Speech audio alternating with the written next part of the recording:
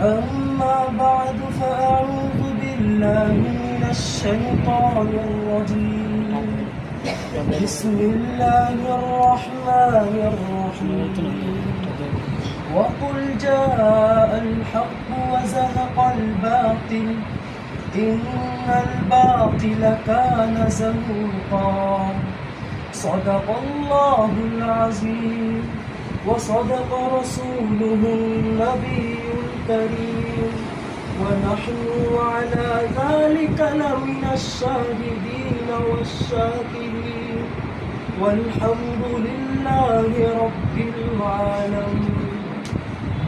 ঐতিহ্যবাহী জামিয়া মিফতাহুল বক্তব্যের কর্তৃক আয়োজিত সাপ্তাহিক সেমিনারে উপস্থিত সম্মানিত উপস্থাপক এবং সামনে উপস্থিত বাংলার বিভিন্ন স্থল থেকে আগত ইলম প্রবেশিত তালিব ও আইন ভাইরা সকলের প্রতি আন্তরিকতা ও মোবারক শুভেচ্ছা।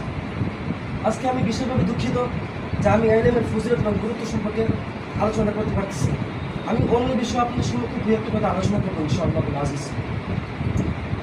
আমাদের এই দুনিয়াতে চলা এবং আখিরাতে কল্যাণ কাবির জন্য আল্লাহর রাসূল এই দুনিয়াতে এসে বান্দাকে দুনিয়ার সমস্ত রীতি শিখিয়ে গেছেন। আল্লাহর হাবিব মুহাম্মদুর রাসূলুল্লাহ সাল্লাল্লাহু আলাইহি ওয়াসাল্লাম মক্কা নগরীতে একটানা 13 বছর ইসলামের জন্য দাওয়াত দিয়েছে, মুসলমানদেরকে কালিমার দাওয়াত দিয়েছে। মক্কা থেকে হিজরত করে মদিনায় গেছে। মদিনায় গিয়ে আমার নবী সেখানে 10 বছর ইসলামের দাওয়াত দিয়েছে। এর মধ্যে কিছু মানুষ ইসলামে প্রবেশ করেন, কিন্তু কিছু মানুষ ইসলামে প্রবেশ করেন নাই। যারা ইসলামে প্রবেশ করেন নাই তারা আমার নবীকে সর্বপ্রথম প্রশ্ন দিত। নবী একটা কথার উপর দোয়া করতো না, আমার নবী দাঁত মুবারক শহীদ করেছে, আমার নবী কথা বদুয়া করে নাই, আমার নবীর মাথার ভিতর হেলমেট ঢুকাইছে, নবী বদুয়া করে নাই, আমার নবীকে মক্কা ছেড়ে মদিনায় যেতে হয়েছে, আমার নবী বদুয়া করে নাই। আমার নবী বলেন আমি দুনিয়াতে এসেছি বান্দার কল্যাণকামীর জন্য। আমি বান্দাকে কেন অকল্যাণের কথা বলবো? আমি বান্দাকে যতক্ষণ পর্যন্ত না দ্বীন এবং ইসলামের প্রতি আনতে পারবো সে পর্যন্ত আমি এই দুনিয়াতে যাওয়া দিতেই থাকবো। এর উৎসবে যদি আমার মৃত্যু হয়ে যায় কোনো পরোয়া নেই।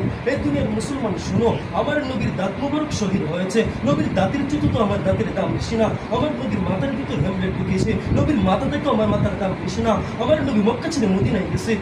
আমার শহর, আমার গ্রাম, আমার এলাকা, তার শহর, তার গ্রাম, তার এলাকা থেকে বেশি দামি না। আমার নবী এই ইসলামের জন্য টুকে কষ্ট করেছে। মক্কা নগরীতে, মদিনা নগরীতে এত বছর দাওয়াত দিয়েছে। ইসলামের জন্য একখানা 13 বছর 23 বছর দাওয়াত দিয়ে গেছে। এই কোরআনের মধ্যে, হাদিসের মধ্যে আল্লাহর রাসূলের কথা এসেছে। আল্লাহর রাসূল যে ইসলামের জন্য যে কষ্ট করেছে, আল্লাহর রাসূলের এই কষ্ট করেও যারা এখনো আল্লাহর রাসূলের প্রতি ভালোবাসা আনে নাই, আল্লাহর রাসূলকে গালি দেয়, আল্লাহর রাসূলের বিরুদ্ধে কটূক্তি করে, আল্লাহর রাসূলের আইনের বিরুদ্ধে আইন জারি করে, আল্লাহর আইনের বিরুদ্ধে আইন জারি করে, আমরা স্পষ্ট ভাষায় বলে দেই এই দেশ আল্লাহ দেশের মধ্যে আল্লাহর রাসূলের আইন